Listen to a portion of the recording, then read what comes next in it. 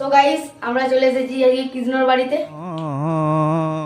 চলো কৃষ্ণর বাড়ির সিঁড়ি দিয়ে উঠতে হবে প্রথমে আমাদের। চলো উঠি এখন।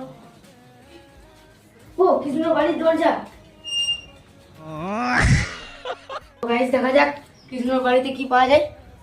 ও কৃষ্ণর বাড়ি থেকে দেখা যাচ্ছে আমাদের বাবা শিব নিজের বাড়ির উপরে ধ্যান করছে বসে বসে। তো গাইস কৃষ্ণর বাবা কৃষ্ণর জন্য ট্যাঙ্কি কিনে এনেছিল চান করার লেগে। তো গাইস তোমাদেরকে আমি একটা কথা বলবো, তোমরা অবাক হয়ে যাবে। কৃষ্ণর বাড়ির পাশে যে অ্যামাজন জঙ্গলটা থাকে সেখানে এত ধরা সাপ আছে, মানে তোমরা দেখলে পুরো পাগল হয়ে যাবে। ডিপ্রেশন। আমি তোমাদেরকে এটা দেখানোর পরে আমরা চলে যাব এদিকে। কিন্তু এই কি কৃষ্ণর ক্যামেরাটা আদিম যুগ থেকে এখনো চলছে। কৃষ্ণর আদিম যুগের আরেকটা জিনিস দেখো যেটা এখনো এখানে রয়েছে, কৃষ্ণর ফোন। দেখা যাক ফোনটা কি পাওয়া যায়। এ কি ফোনে শুধু কাভার।